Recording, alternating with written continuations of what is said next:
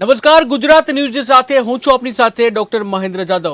વાત કરીએ સમાચારની તો મહત્વના સમાચાર મહેસાણાથી સામે આવી રહ્યા છે, જ્યાં મહેસાણામાં ખ્યાતિ હોસ્પિટલના વધુ એક કેમ્પની માહિતી સામે આવી છે।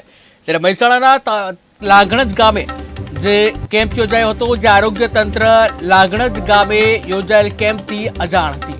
ત્યારે કેમ્પ બાદ 25થી વધુ લોકોને બસ મારફતે લઈ જવામાં આવ્યા હતા, જ્યાં ટીચર અને ડાયાબિટીસ ચેકઅપ કરવા માટે લઈ જવામાં આવ્યા હતા। આવી બીમારીમાં એન્જિયોપ્લાસ્ટી કરી હોવાનું સામે આવ્યું, જ્યાં ડાયાબિટીસની સારવાર લેવા ગયેલ વ્યક્તિની એન્જિયોપ્લાસ્ટી કોઈ પણ બીમારી ન હોવા છતાં પણ ઓપરેશન કરવામાં આવ્યા હતા। ત્યારે તપાસ થાય તો હજુ પણ કેટલાય દર્દીઓ સામે આવી શકે છે।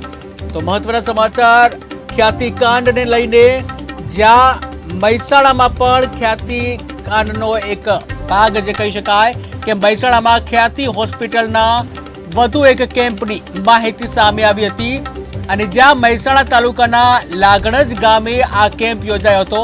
ત્યારે મહત્વનો પ્રશ્ન એ છે કે આરોગ્ય તંત્ર લાગણજ ગામે યોજાયેલ કેમ્પથી અજાણ હતી, જ્યાં કેમ્પ બાદ 25થી વધુ લોકોને બસ મારફતે લઈ જવામાં આવ્યા હતા। આ સાથે જ મહેસાણાથી સંવાદદાતા નરેશ જોડાઈ ગયા છે। જી નરેશ, વાત કરવામાં આવે મહેસાણામાં ખ્યાતિ કાંડને લઈને વધુ એક જે કેમ્પની માહિતી સામે આવી છે। મહેસાણાના લાગણજ ગામે કેમ્પ યોજાયો હતો, શું છે વધુ વિગત?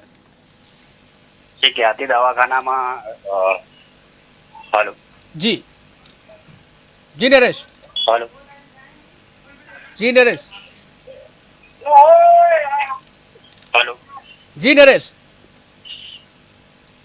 તો ટેકનિકલ ખામીના કારણે અવાજ નથી આવી રહ્યો, જ્યાં મહેસાણામાં ખ્યાતિ હોસ્પિટલના વધુ એક કેમ્પની માહિતી સામે આવી છે, જ્યાં મહત્વનો પ્રશ્ન એ છે કે આરોગ્ય તંત્ર લાગણજ ગામે ખ્યાતિ હોસ્પિટલનો જે કેમ્પ યોજાયો હતો તેનાથી અજાણ છે, જ્યાં કેમ્પ બાદ 25થી વધુ લોકોને બસ મારફતે લઈ જવામાં આવ્યા હતા, જ્યાં ટીચર અને ડાયાબિટીસ ચેકઅપ કરવા માટે લઈ જવામાં આવ્યા હતા।